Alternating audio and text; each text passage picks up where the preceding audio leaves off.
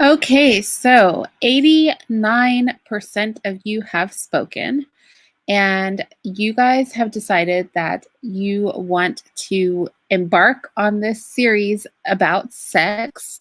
So, we're going to start today. I wanted to start with the most delicate topic first, and then we can get into the stuff that as adults we can have a little bit more fun with. Even though obviously I want to be serious in this conversation, but I thought I'd start with Black single mothers. Not to pick on Black women as single mothers. Obviously, it's not just our community that has single mothers. But since this series is on sex, I wanted to talk about the aspect of Black single mother sex that leads to or can lead to the abuse of children sexually. So it would seem like these two things are not related, but they are.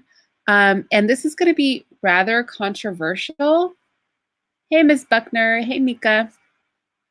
This is going to be rather controversial, but I feel like we should have the discussion, right?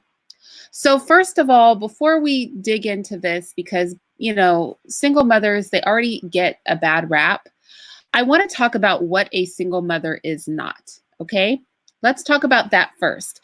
And I'm specifically talking about single mothers and not single fathers, and I want to explain why. Number one, because the major perpetrators of sexual abuse on children are men. And the major people, the largest population, the Black community that so let me start over. The major perpetrators of sexual abuse are men. And men who look to sexually abuse children typically look toward single mothers, right, as their targets. And because single mothers are the majority of solo parents in the Black community, I am looking specifically at single mothers because the mothers and their children are the most vulnerable population. So I'm not trying to pick on single mothers. I really want you guys to try to understand that this conversation is a conversation I think we should have simply because we want to do everything we can as women and as men to protect our children. And so that's going to include having conversations that make us a little bit uncomfortable. So yes, Mika, thank you. Mika's starting this off, and that's going to be the moral of this whole live. So first of all, I want to talk about what a single mother isn't. Solo parents who are single, are more likely to be more highly educated than, and they're also more likely to have been married. Okay. So than a cohabitating parent. So you have some parents who are parents to a child and they live together, but they are not married. When we look at single solo parents, we find that these tend to be more educated people and they tend to have been married previously. So when we talk about the single mother epidemic, quote unquote, in the Black community, we always treat it like these women are just running around, having sex. Hi, Asha. Having sex with, random men and getting knocked up out of wedlock. The fact of the matter is, the vast majority of single mothers actually are married and then they become single mothers because of divorce, separation, or widowing.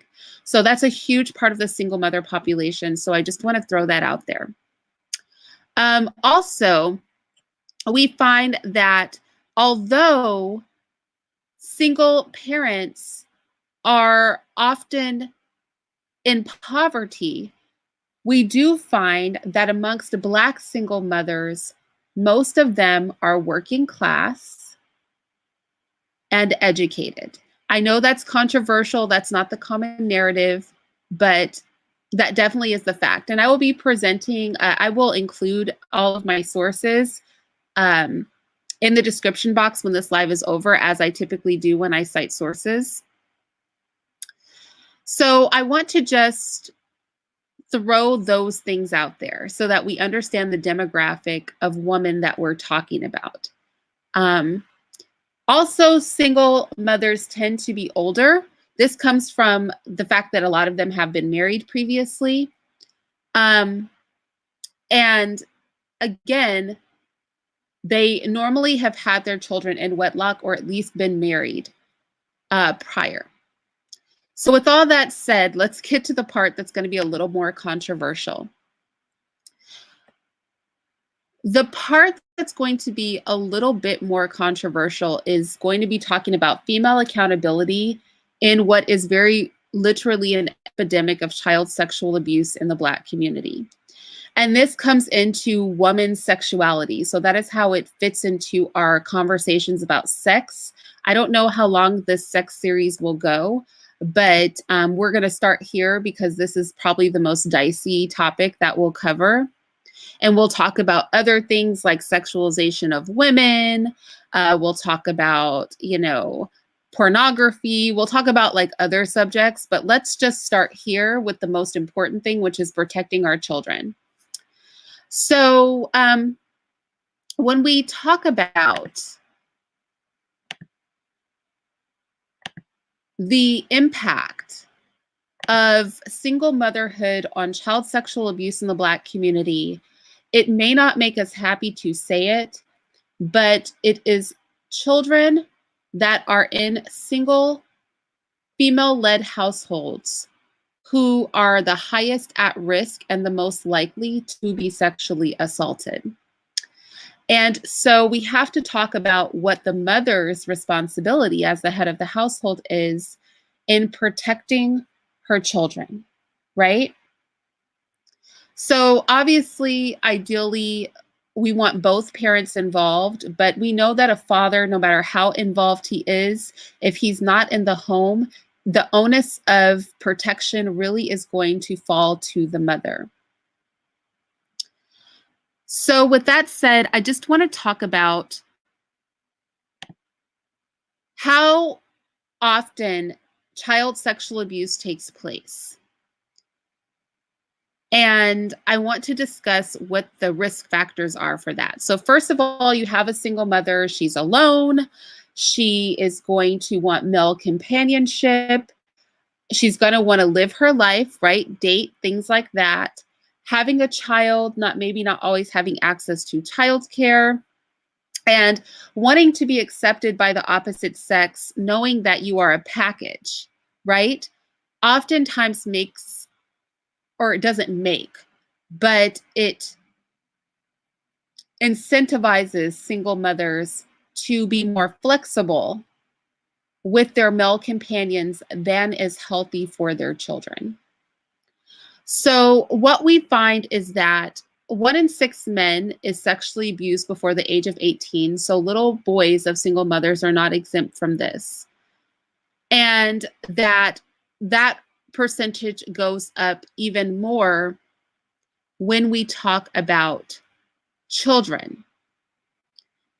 73% of child victims won't even let you know that they're being harmed for about a year. So this is a lot of contact that the men that women bring into their lives can have with their male or female children. And your child can be being harmed for a year and you never know about it because most children will not tell you right away.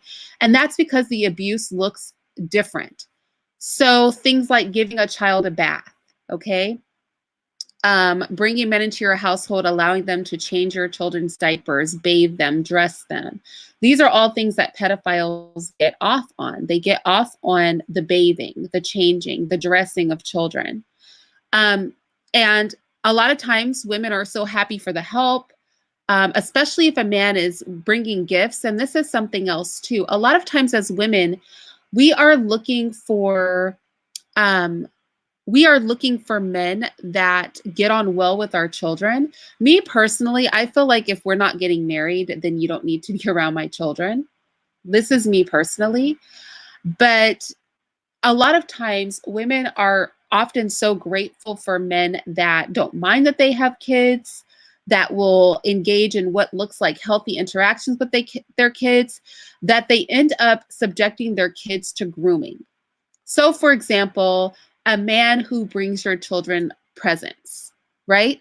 On the surface, it's like, great, this guy, he's awesome, he likes me, he's bringing, my son or my daughter gifts, and we're inclined to want to let our children have the gifts. That makes us comfortable having this person around our child because they seem to be getting on with our child.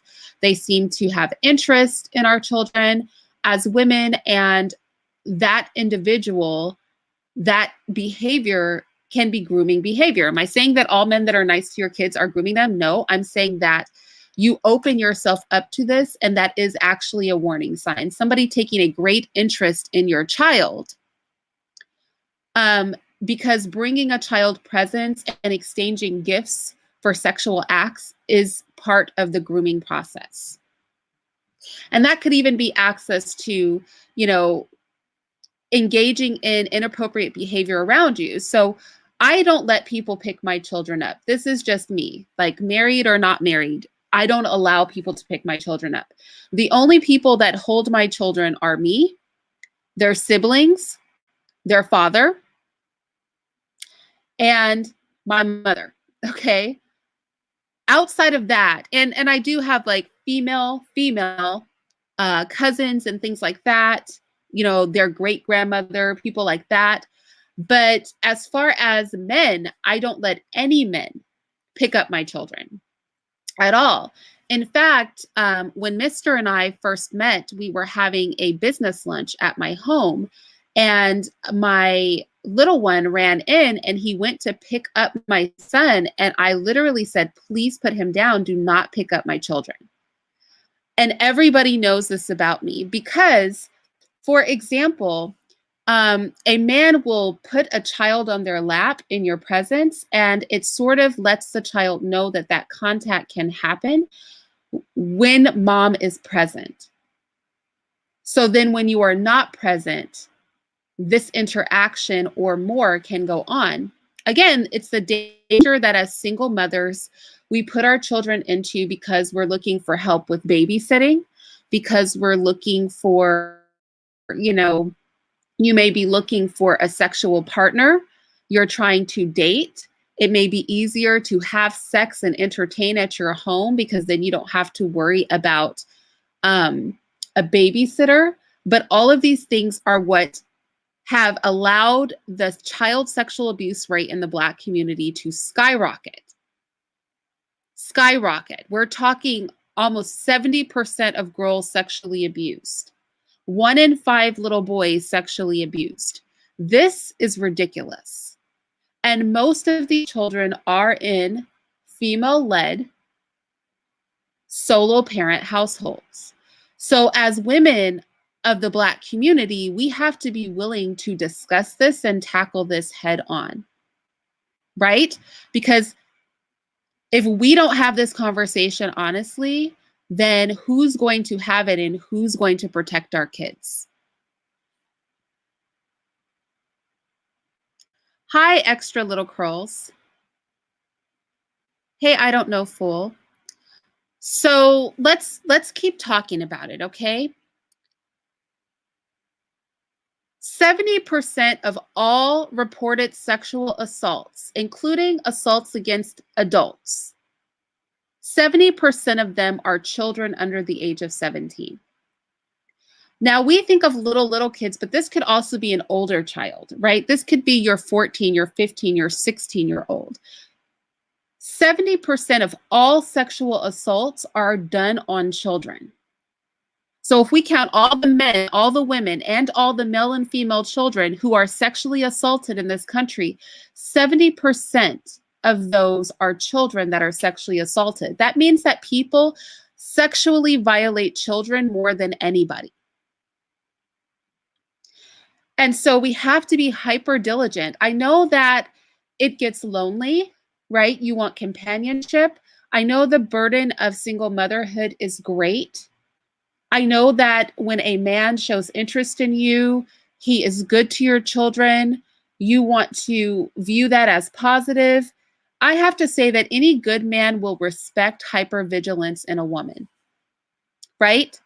Any good man is going to want a mother who is a good mother for a child, and they will respect the fact that you are hyper vigilant with your child. I would be suspicious of anybody who would expect anything less from you. It is better that you be hyper vigilant, which means that your sex life, right? Your dating life, your womanly needs are going to take a back seat to the safety of our children. And I'm a mother, so this is the case for us all, right? And although a lot of times we say, yes, we understand this, clearly we don't understand this because the child sexual abuse rates in our community are very high. And most of those children are in woman-led households. So although we do a lot of head nodding as women, we aren't executing. This is not how we're collectively living our lives, or we would see a much lower rate of abuse in our community. So let's talk about the factors that make your child more likely to be sexually abused if you're a single mother. Because if you understand what those risk factors are, you can be diligent in protecting your little one. And mind you, the protection of our children kind of runs twofold because abused children often perpetrate as adults. So we can stop a lot of this cycle by protecting the little ones we have now. That will create fewer adults that will be likely to offend. And also, once our community and once Black women are known for being highly protective over our children, our community will stop being a target for predators.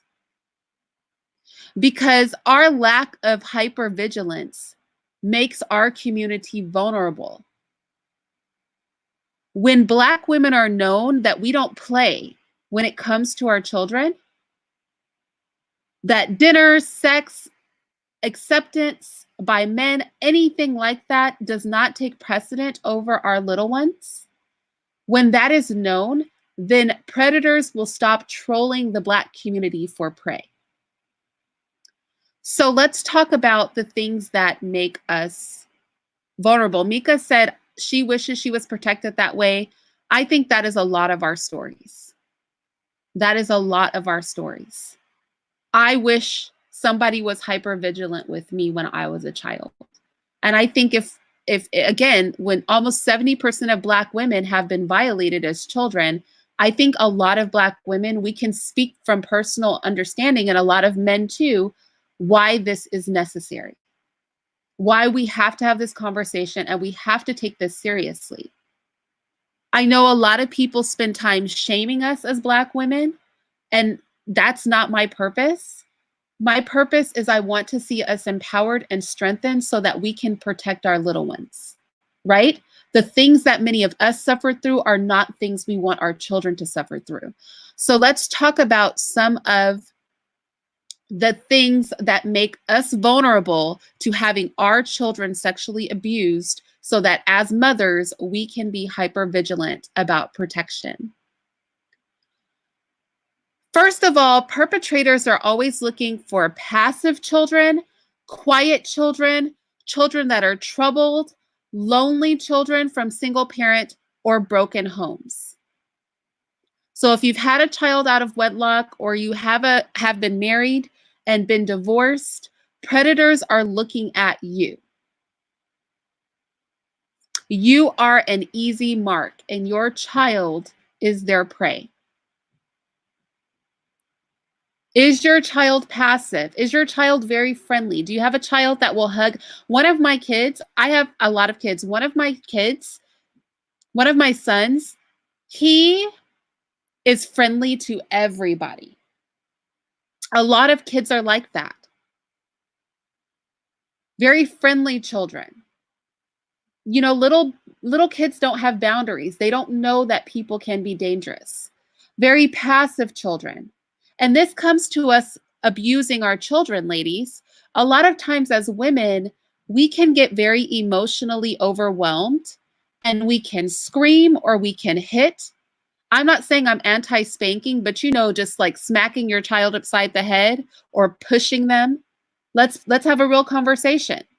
A lot of women engage in this behavior, screaming at them, and what you develop is a child that is very passive, right? Because they're not trying to be hit, they're not trying to be yelled at, so they become passive. But what we don't realize is what we cultivate often in our moments of frustration are children that then become vulnerable to sexual abuse. Again, I'm not trying to shame our women. I'm trying to empower us. We can have this conversation so that we can correct ourselves so we can protect our babies. Because it's not about our collective pride, right? It's about protecting them. So our feelings, our emotions, our shame in this issue have to come secondary to our protection of our children. So they're looking for passive children, quiet children, troubled children, lonely children from single parent or broken homes. They definitely like a child that is very trusting. We want to maintain our children's innocence, but the world is not a good place. So we need to teach them that every adult is not their friend. My daughters know strictly you can say hi to men if a man speaks to you, and that's the end of the conversation. Because no little girl or little boy needs to have extensive conversations with an adult male. If that person is not their brother, not their father, then there's no conversation to be had. You need to say your niceties and you need to move along. You're not going to be buddies with our children because that is what pedophiles are looking for. They want to be the buddy of your child because that budding friendship turns into a sexual relationship.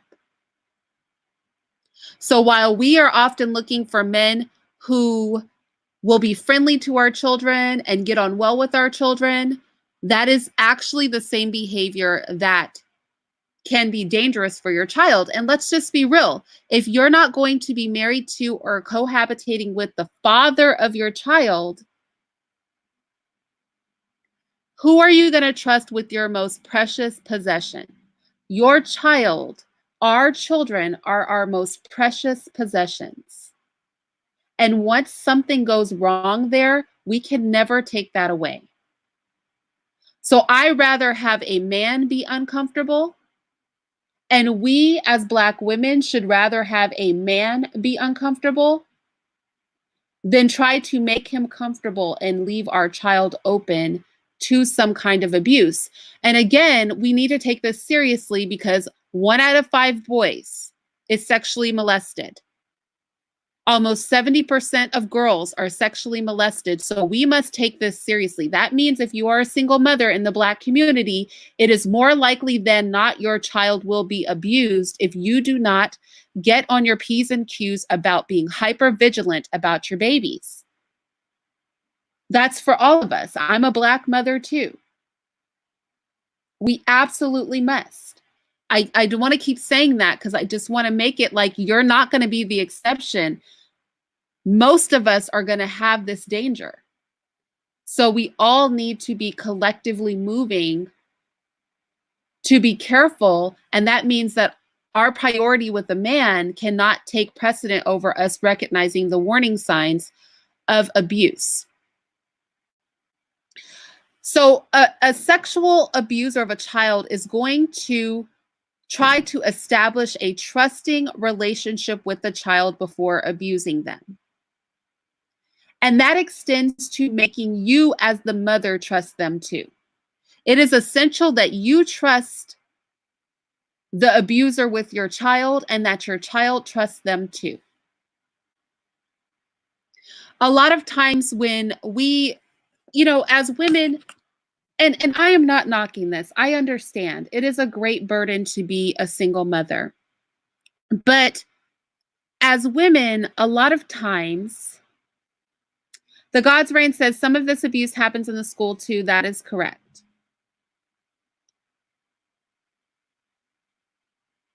Yes, family and friends.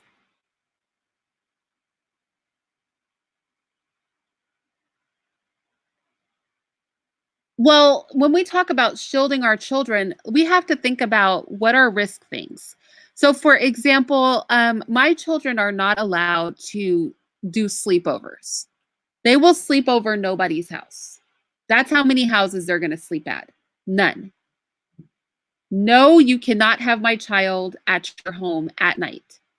I also don't allow my children to do play dates where I'm not present. So if our children are going to play together in a house, I will be there, doors will be open, and I need to be able to walk freely around your house or vice versa. What does this mean for us? It means that, okay, I'm going to tell you guys something. This past summer, I had an offer from a family member. Okay. I had an offer from a family member to have my kids come out for the summer. This is a very close family member. And I told her no. Absolutely not. Number one, I don't know your husband like that, and I don't trust him. Number two, they have a blended family. He has sons, and I don't know his sons.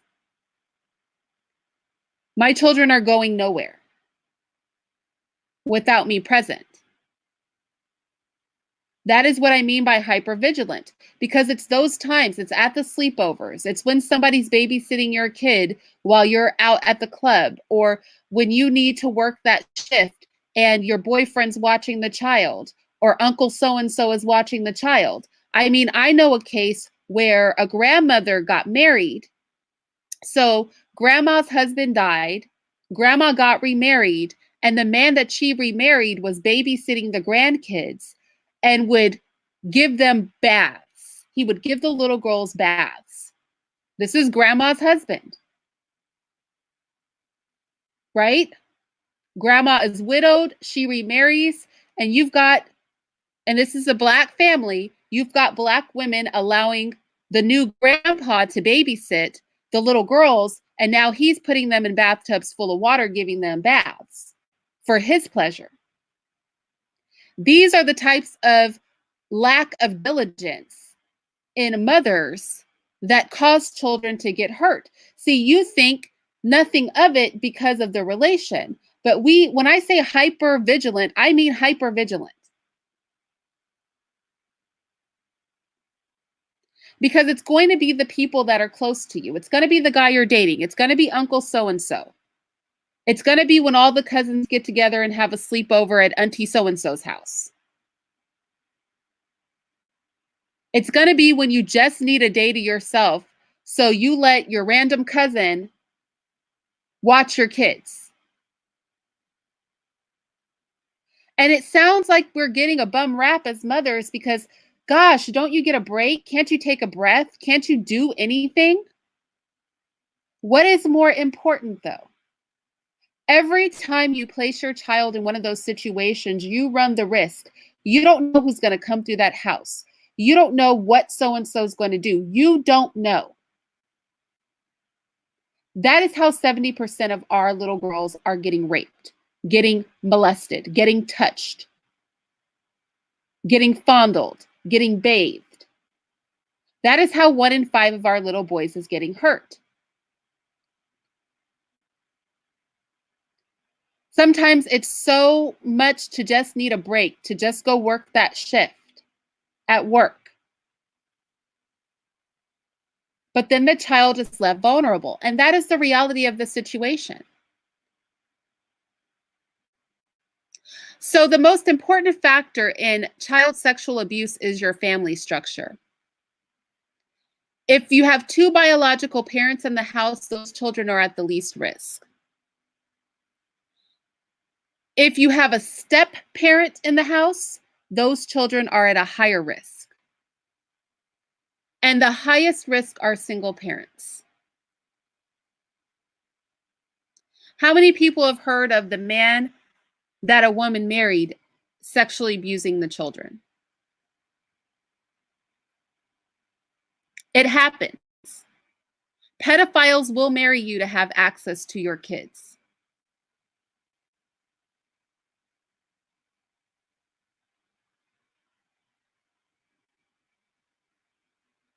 Pedophiles will marry you to have access to your children. In fact, most pedophiles are married.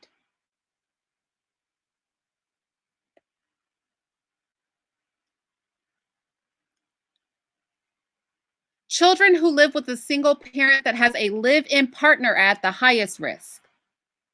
You know, when you just want to cohabitate with a man who's not the father of your children are the most likely to be sexually abused. As Black women, we must recognize this. Sometimes the desire to have the presence of a man in your home can be a problem. Because when a man is not the father to your children are the most at risk. I'm not telling you guys to never get married again.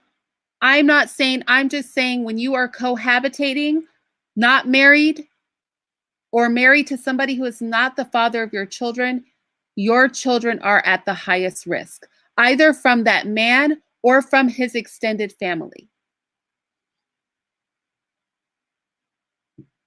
Then there's also your extended family to take into account. Remember, we're talking big numbers here. 70% of Black girls are molested as children under the age of 16. 1 out of every 5 Black boys is molested. These are big numbers. So it may sound like I'm trying to kill all the joy out of your lives, but we got to keep it real here. It is these dynamics that are causing these children to be hurt. And as mothers, we are the first line of defense. We are the army, okay, as mothers. The burden really falls on us as mothers. Fair or not, it is what it is. So children who live with a single parent that has a live-in partner are at the highest risk. They are 20 times more likely to be victims of child sexual abuse. 20 times more likely. You living with your boyfriend is going to lead to one of your children being harmed.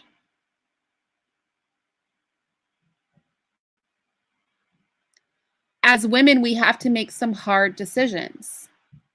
We have to make hard decisions as to what's going to be our priority.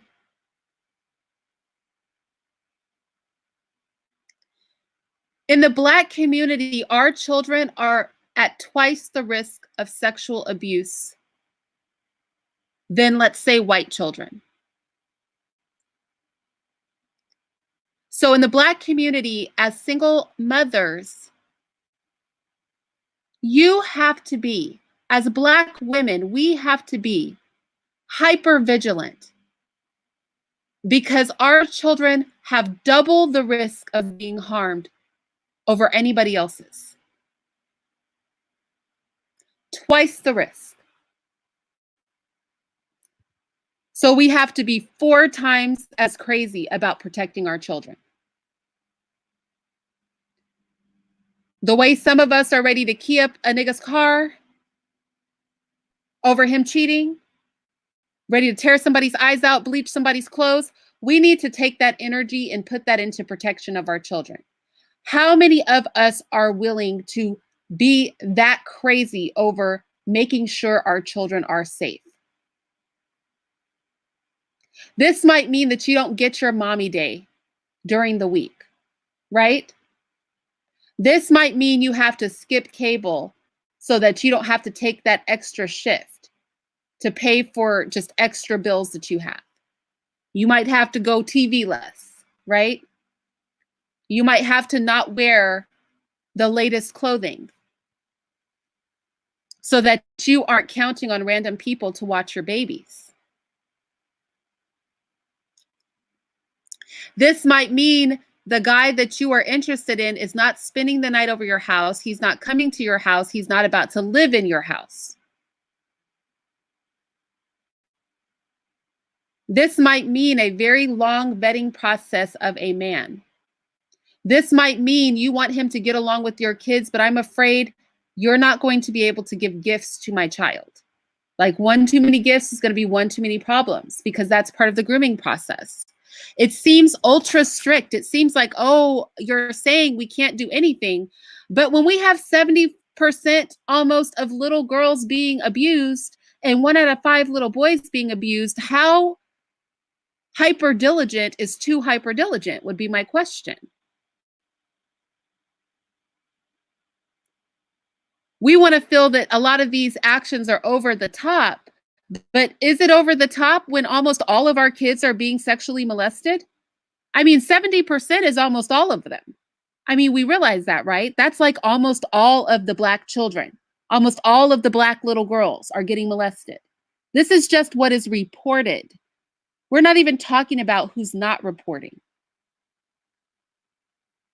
If 1 in 5 little boys in the Black community is being molested, then can we really ever be too over the top in our protection and in our willingness to self-sacrifice as mothers to protect our babies?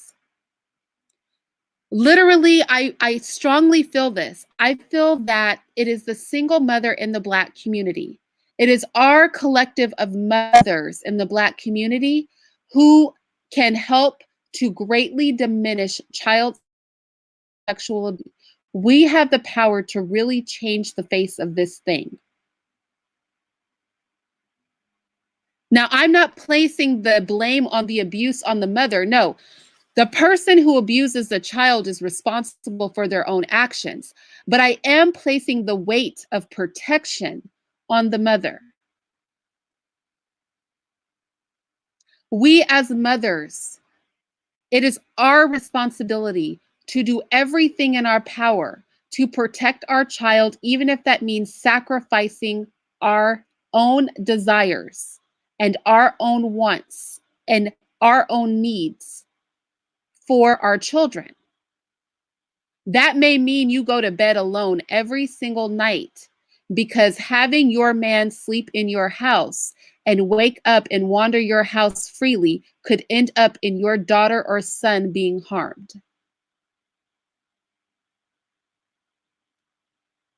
Right?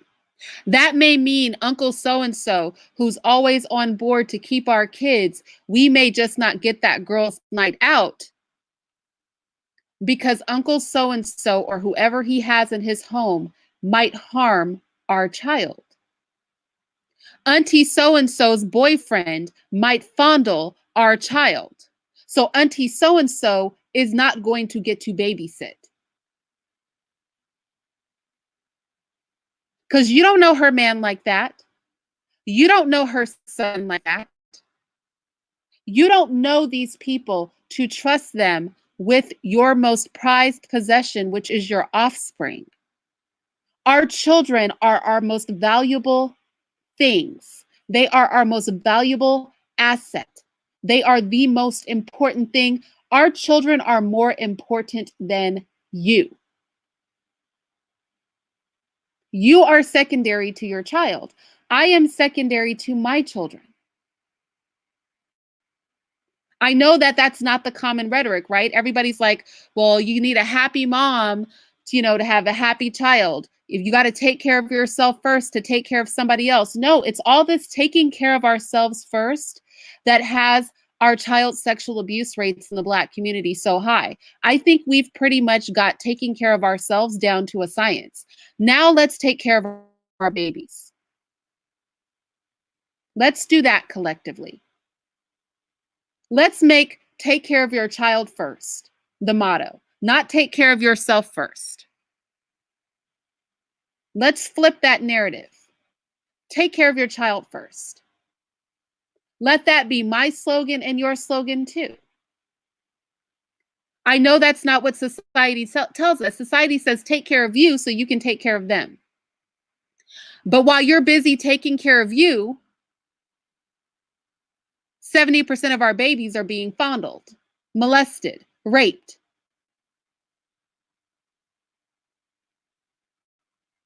So when do we start to realize the taking care of us narrative is not working?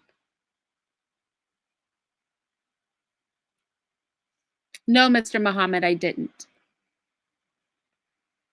It should be a priority for fathers too. I agree.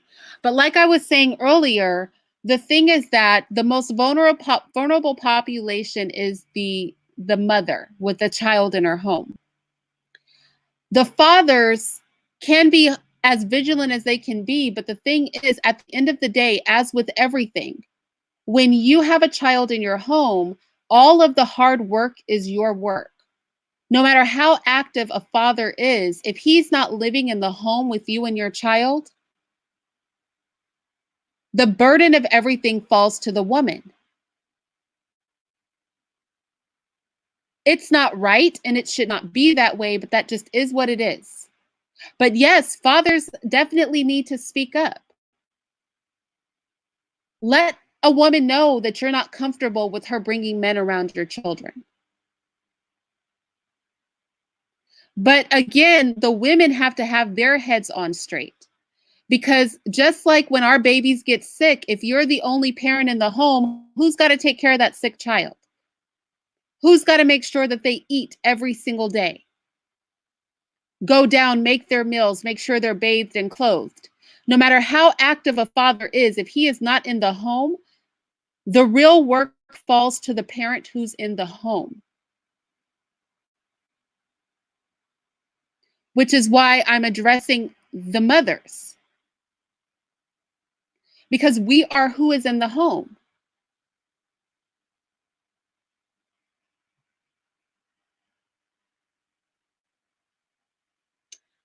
And this is what we talk about. If the mother is working one or two jobs, who's supposed to protect the children then?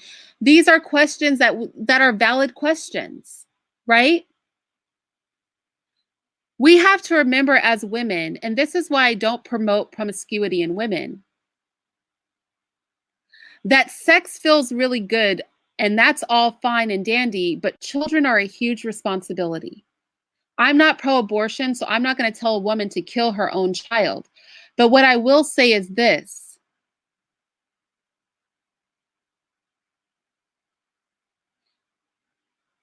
the burden of raising another human being is so great that we should be teaching our daughters to protect their bodies and not to give their bodies to any man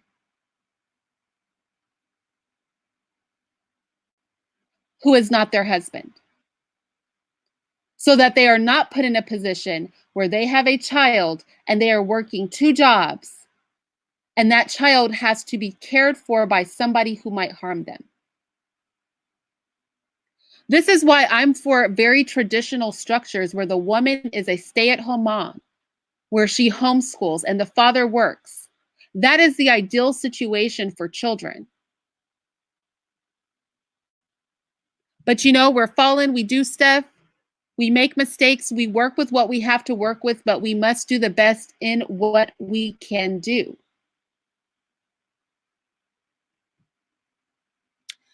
If you are poor, your child is 3 times more likely to be sexually abused. That goes to the woman working 2 jobs, right?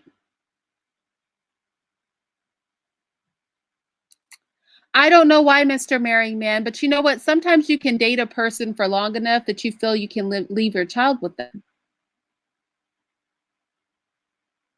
Sometimes you really need to get something done, and this person that you feel you can trust is like, "I'll take care of your son or your daughter," and you do it. But it's those openings that predators are looking for. They're looking for your desperation, which is why, to speak to the mother that's working 2 jobs that somebody brought up, that's why somebody that has to work 2 jobs because they are just that poor, that's why their children are 3 times more likely to be sexually abused.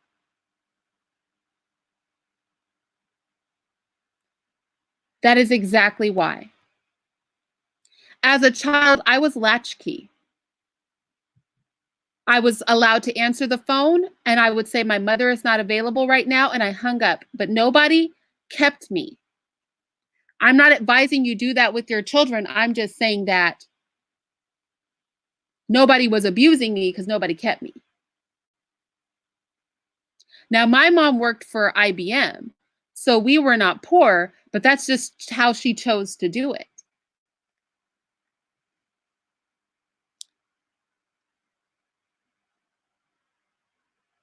Also, if your child has a disability, if you have a child that is autistic or developmentally disabled or physically disabled, your child is more likely to be sexually abused.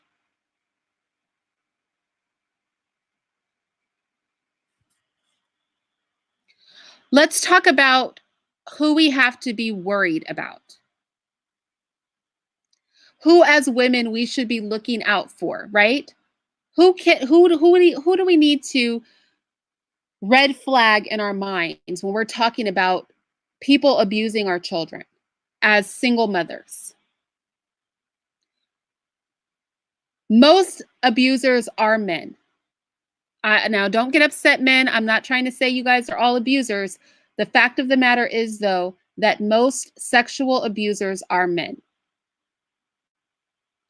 Normally, they're going to be respected members of the community. They're not going to be anybody that you would suspect would be abusing a child. These people are going to be looking for opportunities to have access to children. They might be volunteering at places. They may go out of their way to help with children. This will be the person always trying to take pictures of kids, always offering to help at the party, always offering to take your kid to the pool. I had one of my neighbors say, and I've had this actually happen with several neighbors. Oh, your kids can come and swim in our pool. We're going to have a pool party, or we're going to the pool. Do you want us to take your girls? No, I don't. In fact, I'm suspicious. You even asked me. In fact, I have a neighbor, y'all. Let me tell you, I am really a mama bear. I have a neighbor. He has 2 giant dogs. I don't know what kind of dogs they are, but the dogs are the size of like a 2-year-old child. They're huge. And he walks them. And I had to tell my kids to not approach him to pet the dogs or talk to him because he would walk the dogs and then he would try to, like with the neighborhood kids, because there's a lot of kids in my neighborhood, in my cul-de-sac. And he doesn't even live in our cul-de-sac, y'all. He lives in the next cul-de-sac, but he would bring his big old dogs over here to the cul-de-sac full of children. And all the children would run over and pet the dogs and talk to him. And 5 and 10 minutes would be going by and this man would just be talking to kids. And I told my kids, don't talk to him. I am suspicious that he keeps coming over here with these freaking dogs. This is a big neighborhood. We have a lot of areas to walk your dog.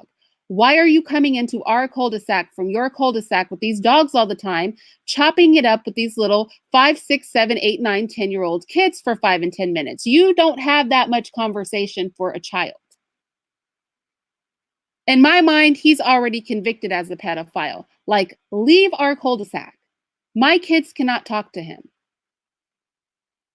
He was walking his dogs back in, because you guys, anybody who's been to my vlog channel, you know that in back of the homes where I live, there is a wooded area. It's just trees, right? Wild trees. He has a habit of walking his dog, because none of this is gated, behind the houses. Oh, I literally threw a flippin' fit. Because I have a 3-story house, and on the back side of my house at ground level are children's bedrooms.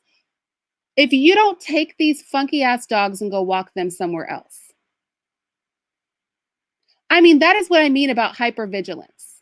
See, weird stuff like that. People who have, like, what conversation do you have as a grown man with a child for 10 minutes? You want to give out presents. You want to bring puppies. You know what I'm saying? I'm suspicious of people like that. I told you guys, I don't even let people pick up my kids. You don't touch my children. Don't even look at my children too long. You guys think I'm kidding, but people who know me know that I'm not joking. I start to treat people funny. If I see you staring at my child, I will call you out. Why are you looking at her like that? Do you need something? I will call you out openly.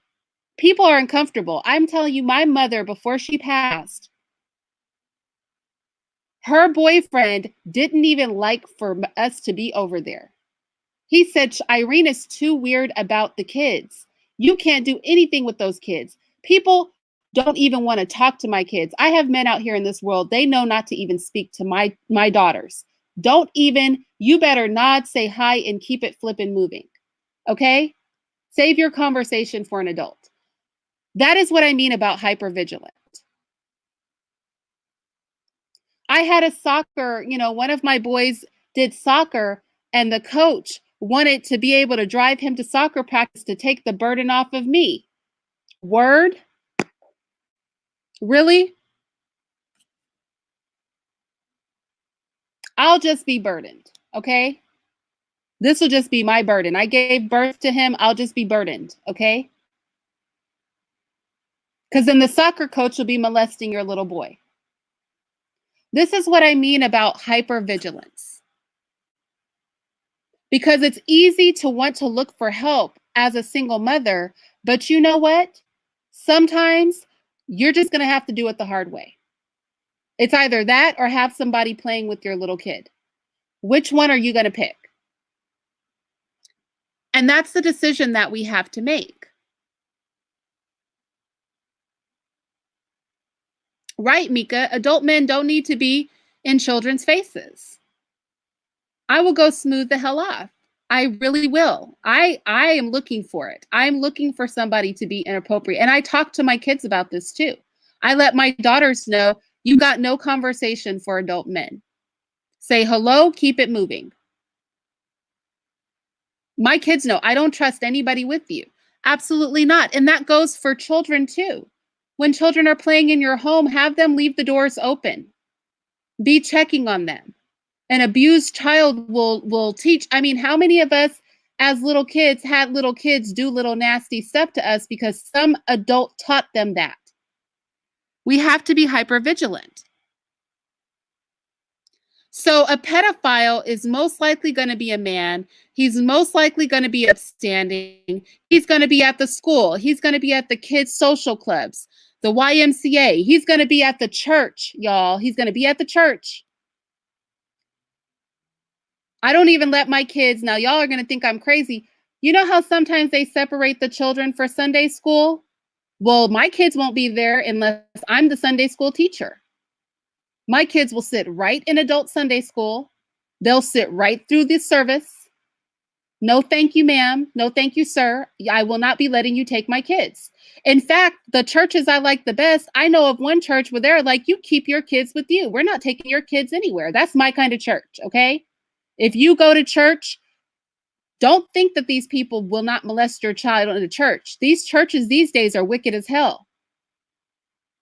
These people are anything but Christian up in the church, solely in the church to prey on children because they know you're going to send your kid off to Sunday school or off to the nursery. You're praying at the altar and they carry your baby off to the nursery so you can get close to God. Nope. They can come to the altar with me. Even in the churches. They're going to likely be somebody you know. These are going to be your friends. Like I said, church members, the soccer coach, Uncle so-and-so, Auntie so-and-so's boyfriend, your cousin. Somebody that you know, ladies, are going to be the ones to try to put their hands on your kids. So you knowing a person doesn't make them okay. You knowing a person makes them a suspect. I suspect everybody. I don't trust none of y'all. Nobody. I don't trust you. I have offended a lot of people because I don't trust you. I've had some people say, you don't trust me? No, fool, I don't trust you. With a whole person that I gave birth to, I wish I would. This baby didn't break open my matrix so that you can do something funny with my child. I don't trust any of you guys. Nobody. I trust no one. You won't give somebody your credit card and the pin to your bank account and free reign with your money, but you'll give them a whole human being. That is the part where I mean we have to be hyper vigilant as women.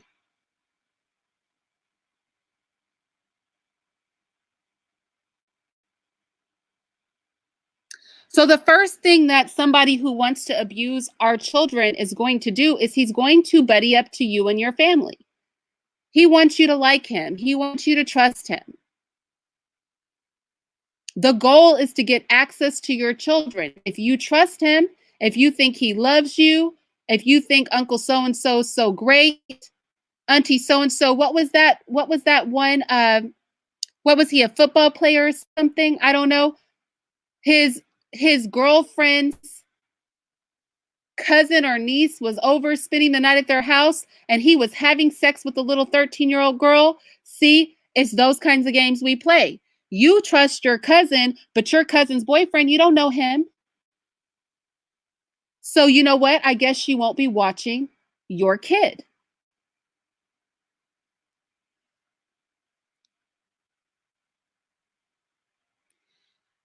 They will tend to make inappropriate comments and they will engage in inappropriate touching. That's why I said don't let people touch your kids. Don't let people pick up your kids. Do not put your arm on my child's shoulder. Do not touch my child's hand. Look, there is what is called personal space. You better stay an arm's length away from my child.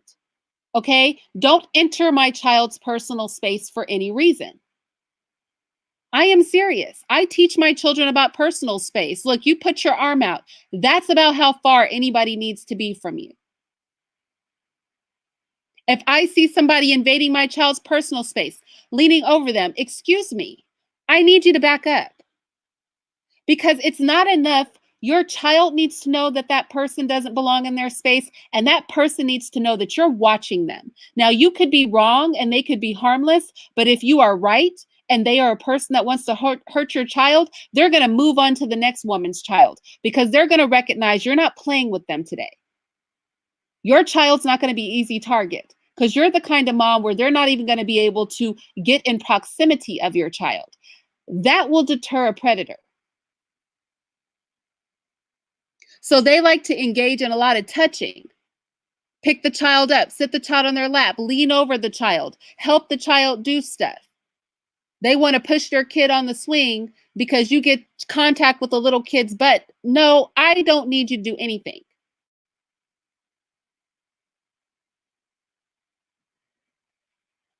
Wow. Snapzilla said, when I was 10, the 12-year-old neighbor girl took my virginity. A year later, I found out she had a baby by a grown man and was living with him. Exactly. A 12-year-old took his virginity. And that happens. That's why I said we got to watch little kids too, because we think all children are innocent, but everybody's parent is not protecting their child. And these children will molest your child too. Because somebody has violated them and they will pass on that violation. I had a little girl tell me once, we were little, there were two little girls. I won't say her name,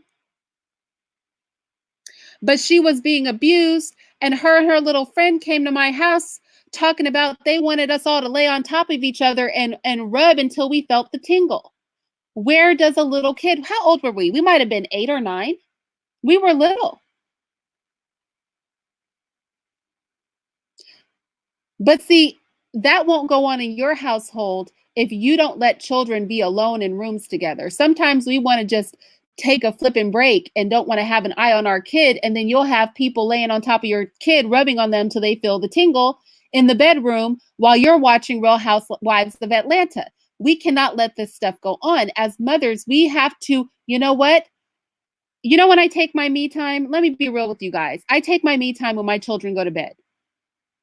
That is my time to do my pampering.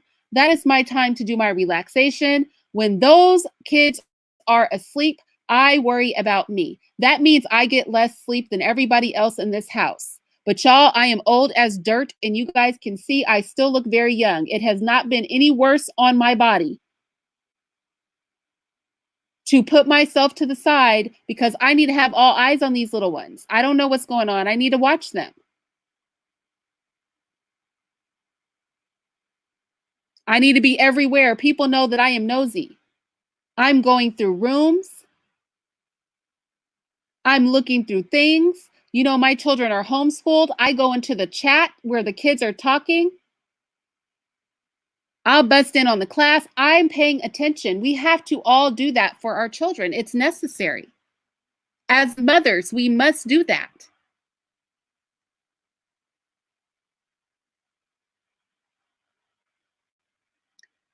Hassan said, my daughters were never sitting on anyone's lap when they were little, let alone mine. And I agree with that. I agree with that. I agree with it. And you know what else I don't like? Don't straddle any child. You'll have little girl children, people picking them up and straddling the little girl on their leg. Why is your leg in between her thighs? If you were going to pick up a little girl, they sit sideways, they sit away from your crotch. Just period. The only person that is holding my child in close proximity to them is me, the person whose womb they came out of. Otherwise, we need to have some rules and regulations for this. People have to learn to keep their hands to themselves. You have to be watching for stuff like that. You have somebody pick up your daughter, your son on their lap. You have somebody sitting your little girl on their knee so that one side of her leg is on one side of their leg and one side of her other leg is on the other side of their leg, like she's riding a pony. You better check that. These are the little things as mothers that we often miss. But this is what I mean about hyperdiligence. The burden of the Black single mother is the protection of our children. Because we have 70, like I said, almost 70% of our girls out here getting molested. 1 in 5 of our boys out here getting molested, and most of them are coming from single parent homes that are female led. So we're not picking on the mothers, but you know what? We birthed these babies into the world, ladies. Nobody should be more invested in their protection than us. We shared our bodies with our children.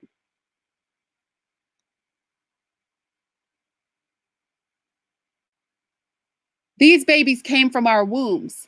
Nobody should be going as hardcore to protect them as we do.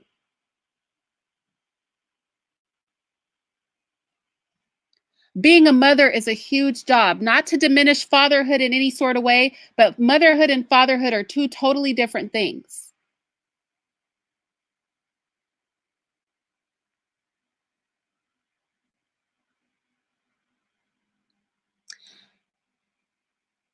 "35% of child molesters will threaten your child with violence." In my home, we have a thing. Okay, so this is something I advise you guys. In my home, we have a rule.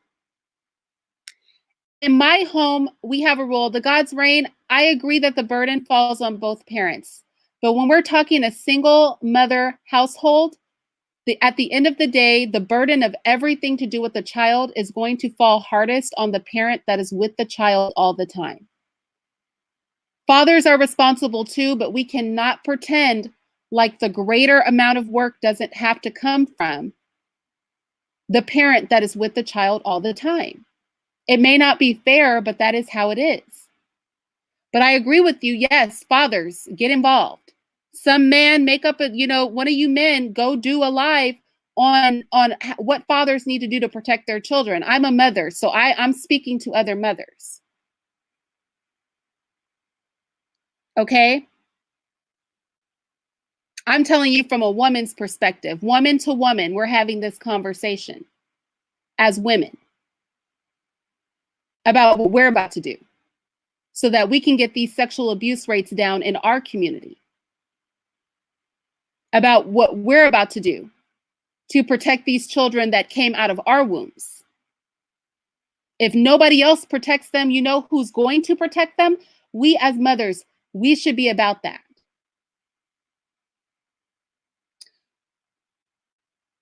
Yeah, definitely God's reign. We're on the same page. So I tell my kids in my house we have a rule. In fact, hold on one second. So you guys know that I'm serious. Elizabeth, come here, baby.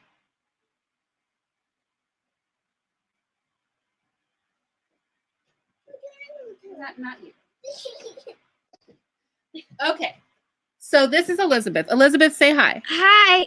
How old are you, baby girl? 11. So what is the rule about secrets in our house? No secrets. Can you say that nice and loud?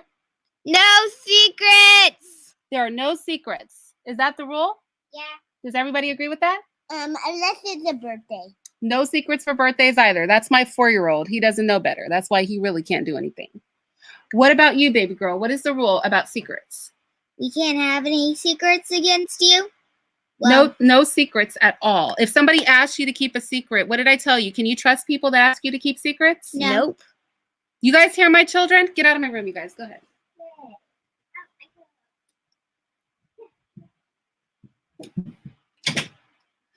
Y'all, I don't play. We don't do surprises. Okay, I don't need a surprise for anything. There are 0 secrets. Not for a surprise, not for a gift. I told my children, adults will ask you to keep secrets, and then once they get you comfortable with keeping secrets, they will start doing bad things to you, and they'll have you keep those bad things secrets too. So there are just no secrets. And do you know what that means? That means my kids bust me out all the time, y'all, because I don't have them keep secrets either. So my kids are the kids who will say some stuff and I'll be like, oh my gosh, I did not want anybody to know that. But I would rather have them embarrass me every now and again than have them thinking that it's okay to keep a secret and some disgusting pervert use the fact that I allow secrets in my home to against my children so that they are keeping a secret of somebody harming them. There are no secrets in my home. There are no surprises in my home. Now, y'all might think that's a very boring home. Nobody can have a surprise party, but you know what? A surprise party requires secrets. So we will have no surprise parties here because I don't want to be surprised by somebody having raped one of my kids. So we just have a no secret policy, 0 secrets. And if somebody tells you to keep a secret, that's not a person you can trust. That is what I teach my children. The minute an adult tells you to keep a secret, the minute somebody wants you to keep a secret, do not trust them. Because today it'll be a secret about a piece of candy. Tomorrow it'll be a secret that they touched you. So we don't keep any secrets because bad people use secrets to hurt children. That is what I tell my kids. And as their mother, I don't ask them to keep my secrets either. So if I don't want my kids speaking on my business, I don't make them a part of my business because I won't even have them keep a secret for me. It is no secrets across the board around here. And this is what I mean at being about hyper diligent about protecting our children. Now you heard my 4-year-old say, well, unless it's a birthday party, and I corrected him real quick. And then you heard my older children say absolutely no secrets. And if I pulled some of my adult children in here, because you guys know I have children that are in their 20s. If I pulled my 24-year-old son, he would say the same thing. If I pulled my adult children in the room, they're not all here. But if I could, they would tell you they grew up the same way. There are no secrets. We don't do that. And you better tell me if somebody tells you to keep a secret. I always let my kids know if somebody tells you you're going to get in trouble, if you tell me something, you tell me anyway, because that person's going to get in trouble. You let mom know everything because I will protect you. I don't care what anybody says. They will be the one in trouble, not you. They will be the one in trouble, not you. But we have to have those conversations as parents.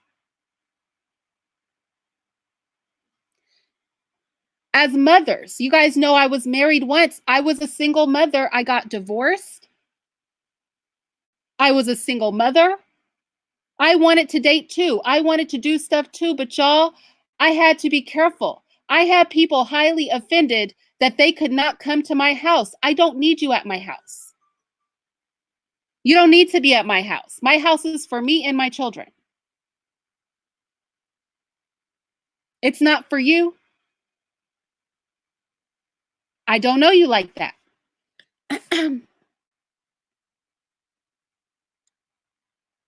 81% of child sexual abuse occurs between an adult and a child between 6 and 11 years old.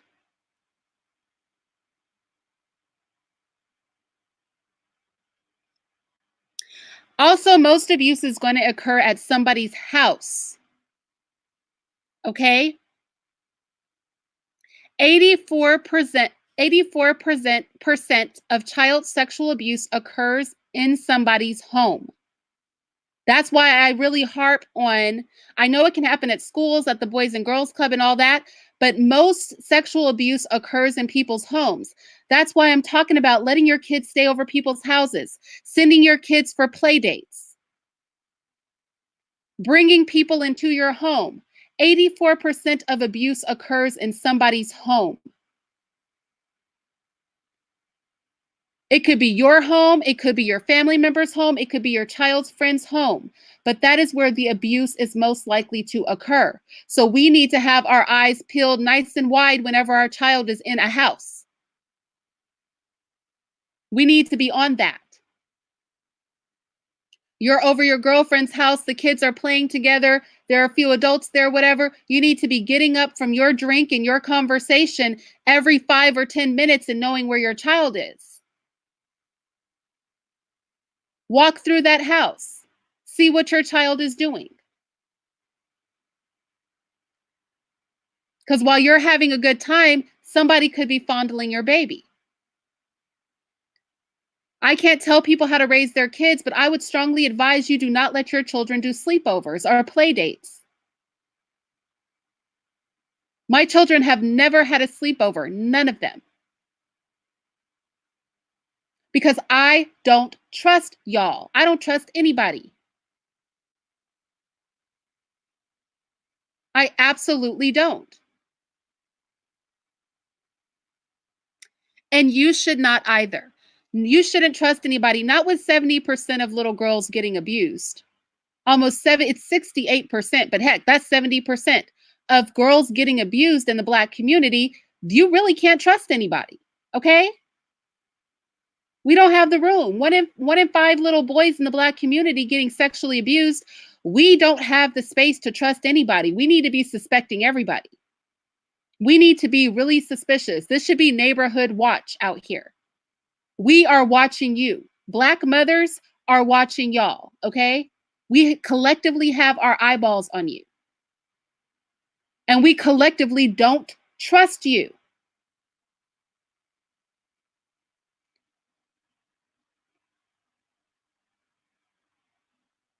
There are even some times of day that it's more likely. Sexual assaults on children are most likely to occur in the morning, the early morning hours, in the afternoon, and between 3 and 4 p.m. When we're talking about older children between the age of 12 to 17, we see those children getting abused in the evening more. That makes sense, right? Because older kids, we tend to give them a little more freedom, which means that people have more access to them in the evening hours. Younger children tend to get abused during the early morning and the afternoon time. This is all stuff that we need to know as mothers.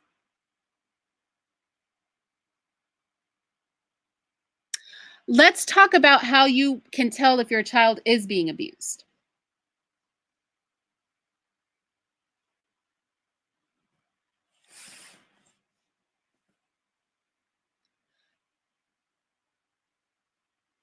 Tone Watts? Paranoid? Okay, I'll be paranoid. I don't care.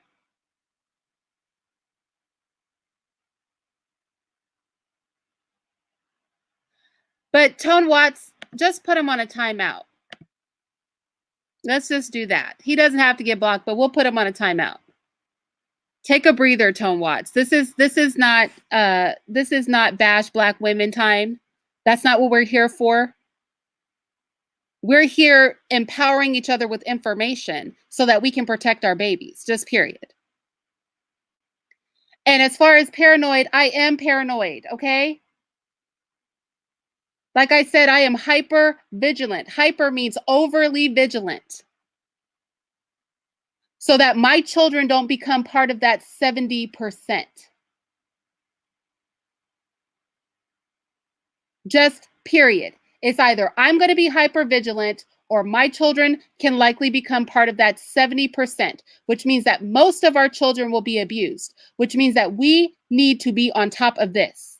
You can't be paranoid enough. Let me just throw that out there. You can't do enough.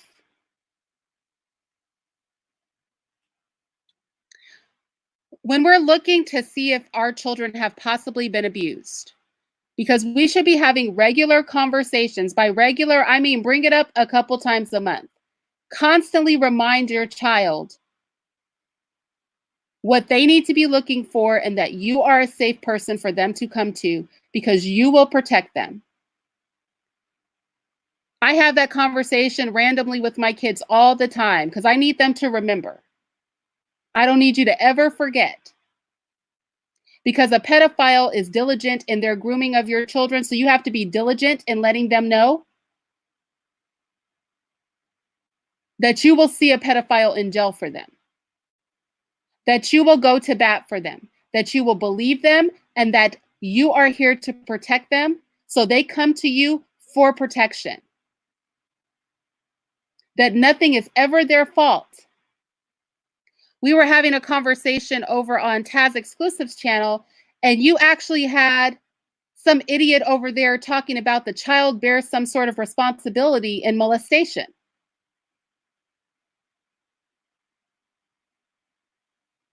Well, gosh, if they bear responsibility in molestation, the molester is telling them that too, that they're going to get in trouble. You would be crazy to let your child think that if somebody is harming them, you're going to hold them responsible. Let them know it will never be their fault, but you will always protect them. This is when people who don't have kids should stay the heck out of these conversations, because people come and they say some crazy things sometimes. If your child is being depressed, anxious, if your child starts to exhibit a lot of anger, if they don't want to do the things that they normally do, if they show an aversion to certain people,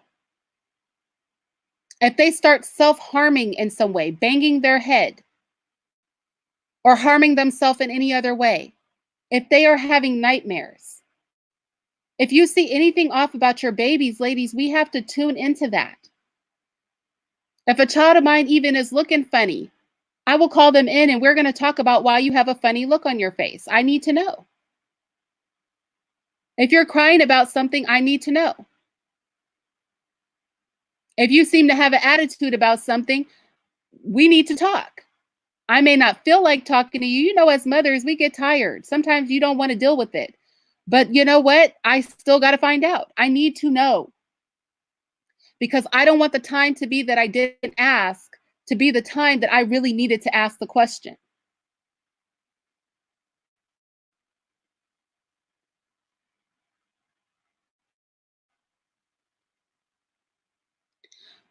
Let's talk about teen pregnancy.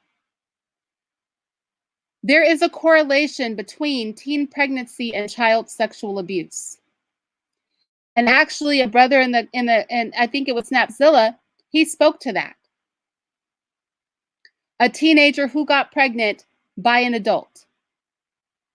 That child was obviously being sexually molested. Where we see a teen mother, we often see a young girl who has been molested. There is a correlation. So a lot of these issues that we talk about in the Black community can be solved by simply protecting our children initially. Will really curve a lot of the issues that we have in our community. Also, over-sexualized behavior is common for children of sexual abuse. So, y'all, I don't watch TV or anything, but I know a lot of parents probably do things like watch BET. Is BET even on television anymore? Like music videos and stuff like that. A lot of times we'll watch these music videos with our kids, and we think it's cute when our little girls dance like adult women. We think it's cute when our little girls have their little hands on their hip and they're twerking or doing whatever little dances adults do. We think that's cute, but you are helping your child to be sexual and you are making your child a target. The grooming process is going to go very easy for your little girl or your little boy if you're out here letting them watch adult things and act like little adults. You think it's cute that your little girl can imitate Beyonce. You think it's cute when your little girl can twerk or when she's got her hands on her hip. Or I saw a picture of two little girls taking a picture, and in the picture, the little girls had their butts facing the camera and they were looking over their shoulders. They were looking back at it in the picture. I said, what kind of picture? Whose mother allowed these little girls to take a picture where their butts are facing the camera and they are looking over their shoulders? I don't need to see your butt. If you don't take this picture straight on, I wish one of my daughters would put her hands on her hip. Girl, you don't have any hips. You are a whole child out here. You better drop your hand. You better drop your hand and cross your ankles and act like you're a child around here.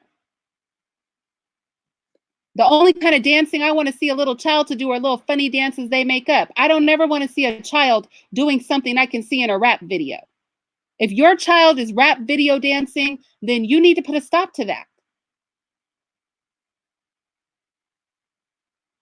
Because the person that wants your child to be hypersexual will not have a long way to go if your child already knows how to shake their butt and dance like a grown woman.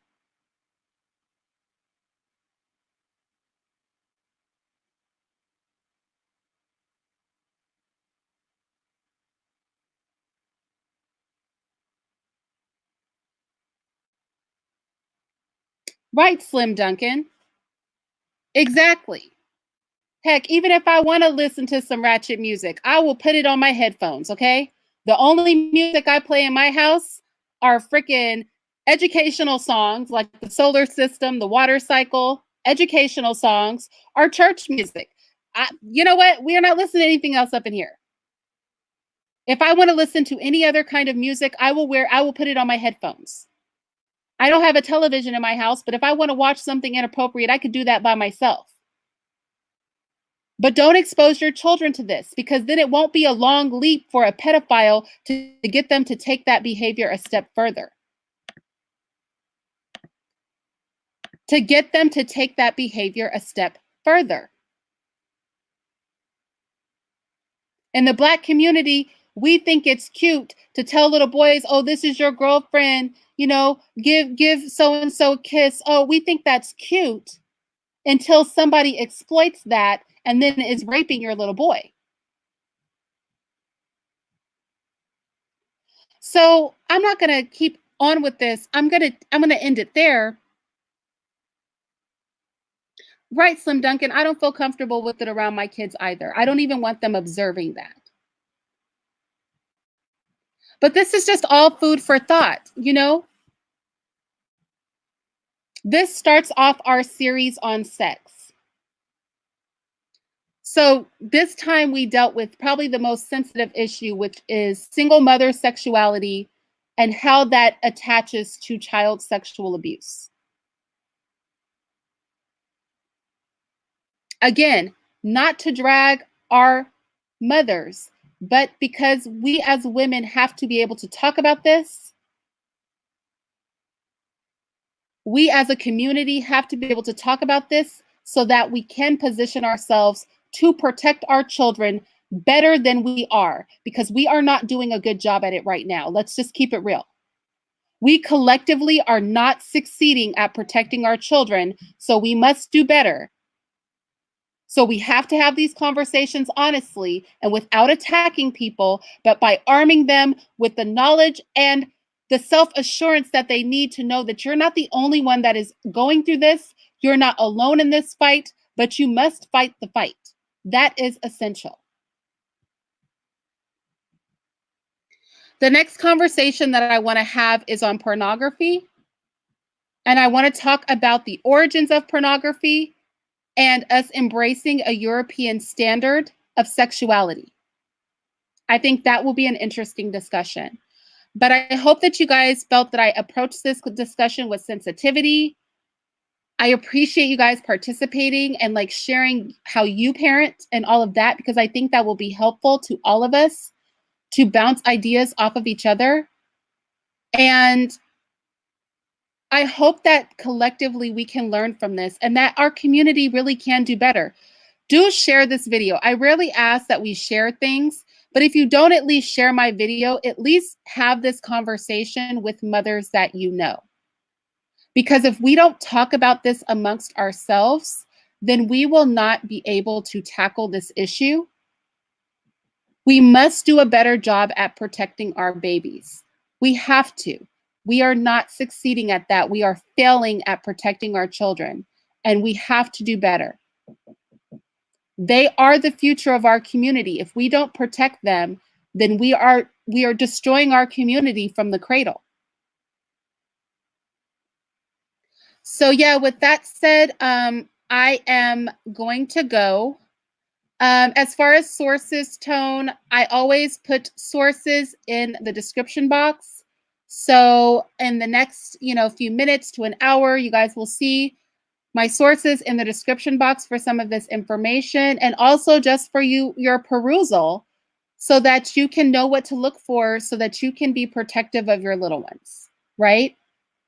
I think that that's very important. So with that said, I will talk to you guys later.